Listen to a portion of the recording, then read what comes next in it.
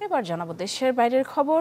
রাশিয়ার দাগেস্তানে police checkpost, গির্জা ও দুটি ইহুদি উপাসনালয়ে হামলা হয়েছে। এতে প্রাণ গেছে অন্তত 23 জনের। নিহতদের মধ্যে 15 পুলিশও রয়েছেন। আহত হয়েছেন আরও 12 জন। স্থানীয় সময় রোববার বিকেলে দাগেস্তানের দেরবেন্ড ও মাখাজকালা শহরে এই হামলা হয়। পুলিশের পাল্টা প্রতিরোধে মারা গেছে 6 হামলাকারীও। নগদের কাছে সব গ্রাহকই প্রিয়, তাই তো সারা দেশে ক্যাশ আউট চার্জ সবচেয়ে কম। আবারও রাশিয়ায় সন্ত্রাসী হামলা।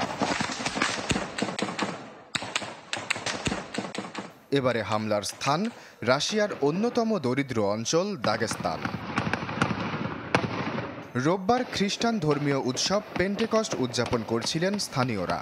প্রার্থনা শুরুর আগে দেরবেন্দ শহরের আকাশ ছেয়ে যায় কালো ধোঁয়ায়।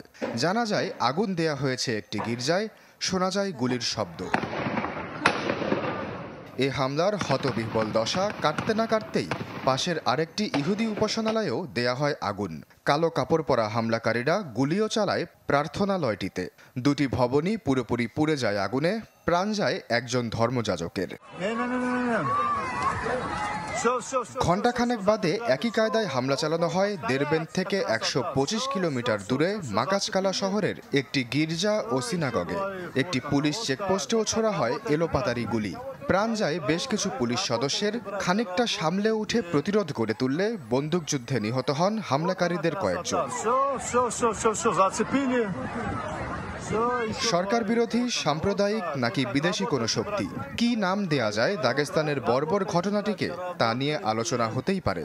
তবে দাগেস্তানের সন্ত্রাসী হামলার ঘটনা এবারই প্রথম নয়। 2007 থেকে পরবর্তী 10 বছর অঞ্চলটিতে তাণ্ডব চালিয়েছে বিচ্ছিন্নতাবাদী গোষ্ঠী ককাস এমিরেট। এছাড়া রাশিয়াতেও সাম্প্রতিক সময়ে বেড়েছে সন্ত্রাসী হামলা। এবছরই মস্কোতে কনসার্ট হলে আইএসের হামলায় প্রাণ যায় 145 জনের।